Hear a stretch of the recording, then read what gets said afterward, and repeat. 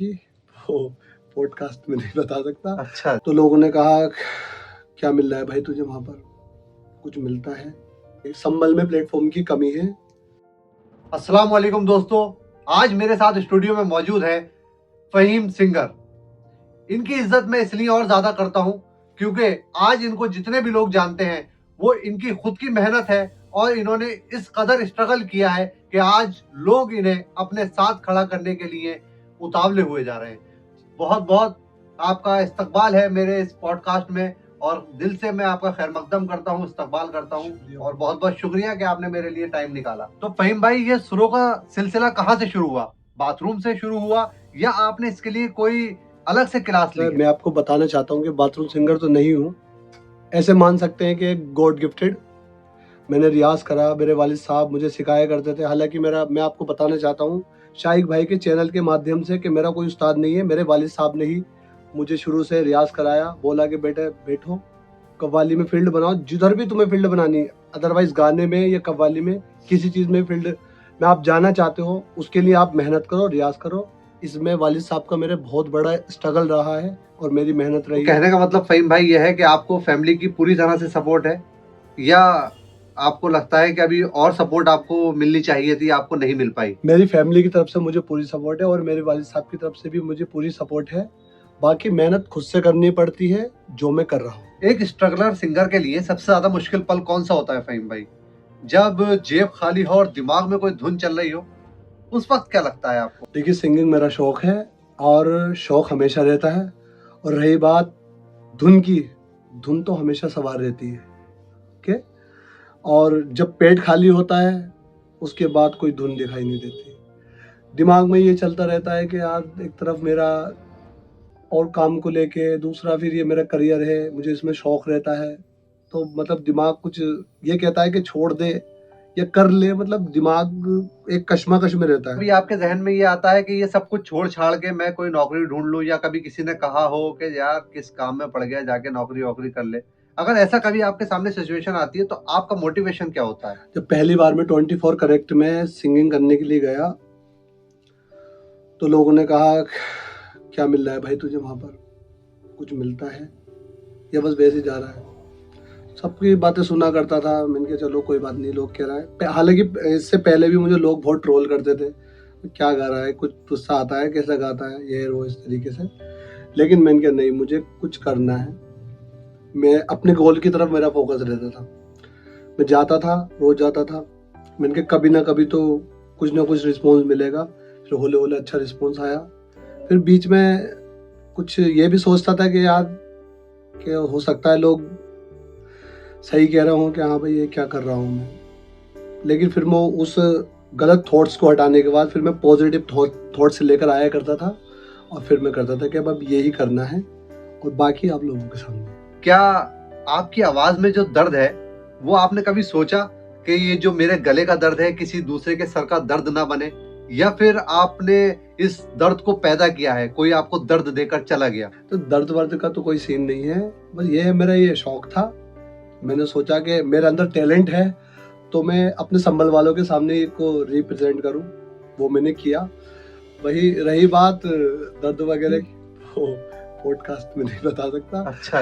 ये बात इसका मतलब है हाँ, न छेड़ किस्सा है मोहब्बत, बड़ी लंबी कहानी है। मैं जमाने से नहीं आ रहा, बस किसी की बात मानिए। दर्द तो आपके, जब हम गाने सुनते हैं तो हमें समझ में आ जाता है कि आपके दिल में कितना दर्द है। इतने दर्द में आप गाना गाते हैं ना कि लगन लगन लग गई है, मेरी तुझसे लगन लगी, कि मतलब बस ये समझ लो कि इतना तो अफसोस सलमान खान को भी नहीं हुआ था जब भूमिका चावला उसे छोड़कर चली गई थी और उसने मना कर दिया था कि मैं तुमसे प्यार नहीं करती। जो दर्द अच्छा, लेकिन इसके साथ साथ आपने जो है वो अरिजीत सिंह सर को भी आपने अपने अंदर सोल उनको एब्जॉर्व किया हुआ है, तो उसका क्या रीजन है? जैसे कि शाइक भाई ने पूछा कि अब लगन लगन सॉन्ग गाते हैं, लगन लग गई है। ऐसा कोई सीन नहीं है कि मतलब कोई दिल टूटा हो। ये मेरा सबसे फेवरेट सॉन्ग है। अच्छा। सुखविंदर सिंह सर को मैं अपना सबसे बड़ा आइडल मानता हूँ। उसके बाद जो रहते हैं मेरे अरिजीत सिंह सर। अच्छा। तो वो सॉन्ग लोगों को बहुत पसंद आता है मेरी आवाज में, कहते हैं सेम मैच करता है। अब रही बात अरिजीत सिंह सर की, जैसे कि आपने बोला कि आप उनको अपना इंस्पिरेशन मानते हैं, आइडल मानते हैं, तो उनके गानों में जो होता है एक सोल होता है, एक वो एहसास होता है कि उस गाना गाने के बाद इंसान अपनी जर्नी को जानता है, वो महसूस करता है। तो वो कुछ मैं अपने अंदर लाना चाहता हूँ और मैं लोगों तक अपनी आवाज़ को पहुंचाना चाहता हूँ, दिल तक उनके बिठाना चाहता हूँ, क्योंकि उनकी आवाज़ में वो सोल है, वो दर्द है जो हर इंसान, मैं ये बोलना चाहूँगा कि जो मोहब्बत में पड़े होते हैं लोग, वो अरिजीत सर को बहुत फॉलो करते हैं। और मैंने आपको एक बात बताई थी कि मैं अपनी जो मेरी पिछली जर्नी थी सिंगिंग की, वो तो मैंने आप लोगों को बता दी। बाकी जो एक मेरी बात है वो मैं चैनल पे नहीं बता सकता। मुझे यूं अरिजीत सिंह सर और पसंद है, क्योंकि जो उनकी आवाज़ में एक, क्या बोलूँ मैं, मतलब जो एक दर्द होता है ना, वो मैं फील कर सकता हूँ। और उनके गाने गा के मुझे बहुत सुकून मिलता है और वो मेरे सबसे बड़े आइडल हैं। हमारा जो शहर संभल है, यहाँ से निकलकर अपना नाम को बड़ा बनाना ज्यादा मुश्किल है या संभल में रहकर स्ट्रगल करके अपनी एक पहचान बनाना ज्यादा मुश्किल है? आपको क्या लगता है, क्या संभल में आप जैसे लोगों के लिए प्लेटफॉर्म्स की कमी है? बिल्कुल शाहिद भाई, संभल में प्लेटफॉर्म की कमी है, इसलिए मैंने खुद का एक प्लेटफॉर्म बनाया। 24 करेक्ट के बारे में तो सब जानते ही संभल के हमारे। मैं वहाँ पर गया, हाजी अनीस साहब जो वहाँ के ओनर है, मालिक साहब, उनके पास गया कि भाई मुझे यहाँ पे सिंगिंग करनी है, तो आप मुझे उसकी इजाज़त दें। तो आपने इजाज़त दी, मैं बहुत बहुत शुक्रगुजार हूँ हाजी साहब का, हाजी अनीस साहब का, कि उन्होंने मुझे इजाज़त दी। मैंने वहाँ पे एक अपना प्लेटफॉर्म बनाया, वहाँ पे सिंगिंग शुरू की। और एक बात, संभल में बहुत अच्छा टैलेंट पड़ा हुआ है। अदरवाइज कोई से भी क्रिएटर हो, सिंगिंग डांसिंग वगैरह, सब बहुत अच्छे लोग पड़े हुए हैं। अगर उनको एक अच्छा प्लेटफॉर्म मिल जाए, जैसे मुझे मिला है 24 करेक्ट के रूप में जो मुझे प्लेटफॉर्म मिला है, अगर ऐसा उन लोगों को प्लेटफॉर्म मिल जाए तो संभल में क्या, दुनिया में वो अपना नाम कमा सकते हैं। बिल्कुल आपने सही कहा कि आपको जो एक लकी प्लेटफॉर्म साबित हुआ है 24 कैरेट, जैसा कि मैं भी आपको जाना हूँ तो 24 कैरेट की वजह से ही जी जाना हूँ। बिल्कुल। और हाजी अनीस साहब का वाकई में बहुत अच्छा, उनकी एक आपके लिए बहुत अच्छी मदद रही है जिसकी वजह से आपको इतना फेम मिला है। अच्छा, अगला स्टेप क्या है? क्या आप मुंबई की तरफ रुख करना चाहेंगे या अभी सोशल मीडिया पर और एक्टिव होना चाहेंगे, यहीं संभल में अपना और ज्यादा नाम कमाएंगे? मुंबई जाने का तो कोई अभी प्लान नहीं है, बस ये है कि अभी सोशल मीडिया पर ही वर्क कर रहे हैं और उस पर करते रहेंगे। अगर हाँ कोई अगर ऑफर आता है तो ज़रूर जाऊंगा और अपने संभल को रिप्रेजेंट करके फेम लेकर आऊंगा। अच्छा, आप कह रहे हैं कि सोशल मीडिया पर मेहनत करेंगे, लेकिन सोशल मीडिया पर तो मैंने आपके कमेंट्स पढ़े, उसमें तो बड़े अजीबोगरीब कमेंट थे। एक ने कहा कि सिंगिंग नहीं आती तो शर्म तो आती होगी, एक ने लिखा था कि मुझे मेरे पास लीगल नोटिस करके कुछ था, नहीं तो मैं ये कर देता वो। तो ये जब आप कमेंट पढ़ते हैं तो क्या लगता है आपको? ऐसा कोई मसला नहीं है, वो लोग अगर कमेंट करते हैं तो कोई सी बात नहीं, करें, कम से कम मेरे अंदर इंटरेस्ट तो देते हैं वो, कि चाहे वो लीगल नोटिस वाला दे या सिंगिंग नहीं आती शर्म तो आती हो, मेरे अंदर इंटरेस्ट तो ले रहा है। कोई बात नहीं, मेरे भाई हैं, ऐसे कमेंट कर रहे हैं, करे जाए, अच्छी बात है। मतलब आपने ठान रखा है कि चाहे कोई कितना भी निगेटिव हो, फहीम भाई को हमारे पॉजिटिव रहना है। मुझे बड़ा अच्छा लगा कि आप जो है इतने पॉजिटिव हैं और यही चीज जरूरी भी होती है। अच्छा, आगे आने वाली जो जनरेशन है, जो आपको देख रहे हैं लोग, उनके लिए कोई मैसेज देना चाहेंगे आप? आप किसी भी फील्ड में हैं, सिंगिंग में है या डांसिंग में, अदरवाइज कोई सा भी प्लेटफॉर्म है, आप उसमें मेहनत करें अच्छे से, अल्लाह आपको कामयाबी देगा। और एसआर के सर का एक डायलॉग है, मैं आपको सुनाना चाहता हूँ जी। कि 4 लोग क्या कहेंगे, अच्छा, तो उन 4 लोगों पर आप ना ध्यान दें, बिल्कुल। जो आपका गोल है उस पर ध्यान दें। बाकी दुनिया कुछ भी करे कहने दो, बस एक फोकस रखना है कि ये चीज है और ये हमें ये चाहिए। जो दौर है वो बहुत ज्यादा फास्ट हो गया है, हर जी। चीज जो है वो जल्दी जल्दी हो रही है और सिंगिंग भी जो है अब वो रैप में बदल गई है। तो आपने कभी रैप ट्राई नहीं किया? बड़े बड़ों की एक कहावत है ना कि ऑलराउंडर, जी। मेरा ऑलराउंडर वाला सीन है। अरे वाह। अगर मुझसे कोई सिंगिंग, मुझसे कोई सैड सॉन्ग के लिए बोले तो सैड भी सुना देता हूँ। बहुत अच्छे। रैप की बात है तो थोड़ा बहुत वो भी ट्राई कर लेता हूँ, कोई सी बात नहीं। मैं अदरवाइज जितने भी सिंगिंग के अंदर जो भी पोजीशन आती है, जैसे कि सैड सॉन्ग हो गए, क्लासिकल हो गया, रैपिंग सॉन्ग हो गई, बहुत सारे इसमें फील्ड है, उसमें मैं वर्क कर लेता हूँ, मैं सब करता हूँ। अब इतने बड़े सिंगर हमारे बीच मौजूद हैं और ऑडियंस की भी डिमांड है, तो जरा 2 लाइनें गुनगुना कर। देखो, बड़ा बड़ा सिंगर तो हूँ नहीं, मैं सब लोगों का भाई हूँ। जितने लोग मुझे फॉलो करते हैं ना, तो मैंने उनसे एक ही बात बोल रखी है कि नहीं, आप मेरे फैन नहीं हो, आप मेरे भाई हो। बिल्कुल। ठीक है, बड़ा कुछ नहीं है, मैं सबका भाई हूँ, कोई बड़ा नहीं होता, बड़ी जात ऊपर वाले की है। बेशक। बाकी किसका सुनेंगे सर? जो आपका दिलो फहीम भाई। जो मेरे आइडल है, मैं उनके सॉन्ग सुना देता हूँ। बिल्कुल। अरिजीत सिंह सर का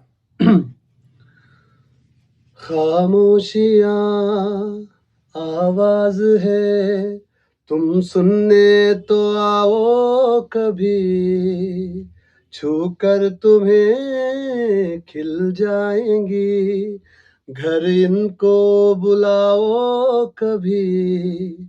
बेकरार है बात करने को, कहने दो इनको जरा, खामोशियाँ तेरी मेरी, खामोशियाँ खामोशियाँ लिपटी हुई खामोशियाँ। चलो शुक्रिया। बहुत बढ़िया फहीम भाई। तो देखा आपने, मेरे साथ स्टूडियो में मौजूद हैं फहीम भाई, और फहीम भाई के हौसले इसलिए इतने बुलंद है क्योंकि इनके सुर भी इतने ही बुलंद है। तो अपने हौसलों के साथ और अपने ऊंचे सुरों के साथ ये निकल पड़े हैं एक ऐसी राह पर जिसकी मंजिल अब दूर नहीं है। मेरी दिली तमन्ना है कि फहीम भाई अपने उस मकाम को जल्द से जल्द हासिल करें, और आप लोगों से रिक्वेस्ट है कि ऐसे सिंगर्स जो इतना स्ट्रगल कर रहे हैं, आप लोगों के बीच, आप लोगों की जमीन पर, आपकी सरजमी संभल पर हर वक्त आपके लिए लाइव रहते हैं। मेरी आप लोगों से रिक्वेस्ट है कि मेरे फहीम भाई को आप लोग सपोर्ट कीजिए, और आप लोगों का सपोर्ट इसी तरह से बरकरार रहा तो हम लोग इंशाल्लाह एक दिन संभल का नाम जरूर रोशन करेंगे। एक बात मैं भी बोलना चाहता हूँ शाहिद भाई। बिल्कुल। शाहिद भाई इस टाइम पे संभल वालों को ऊंची उड़ान पे ले जाने के लिए बहुत मेहनत कर रहे हैं। तो आप, एक बात आपको बताता हूँ, शाहिद भाई दिल के बहुत अच्छे आदमी हैं, बहुत बढ़िया हैं, हमारे दोस्त हैं, हमारे बड़े भाई हैं। तो आप लोग इनको भी फॉलो करें और लाइक करें, कमेंट करें, और भाई की वीडियो ज़्यादा से ज़्यादा शेयर करें, देखना ना भूलें। और फर्स्ट ऑफ ऑल इंसान बहुत बढ़िया है। Thank you so much, thank you आप सभी का। और हाँ, एक बात और बताता चलूं कि जो पॉडकास्ट का आइडिया है वो हमारे फहीम भाई का है, तो इसके लिए भी दिल से शुक्रिया भाई। वो आइडिया होता है लेकिन करने वाला भी बंदा होना चाहिए। भाई को मैंने बताया और भाई ने करा, और अल्लाह इंशाल्लाह इनको कामयाबी दे, अल्लाह पाक। बस यही दुआ है, साथ साथ हमें भी और आप लोगों को भी। Thank you so much.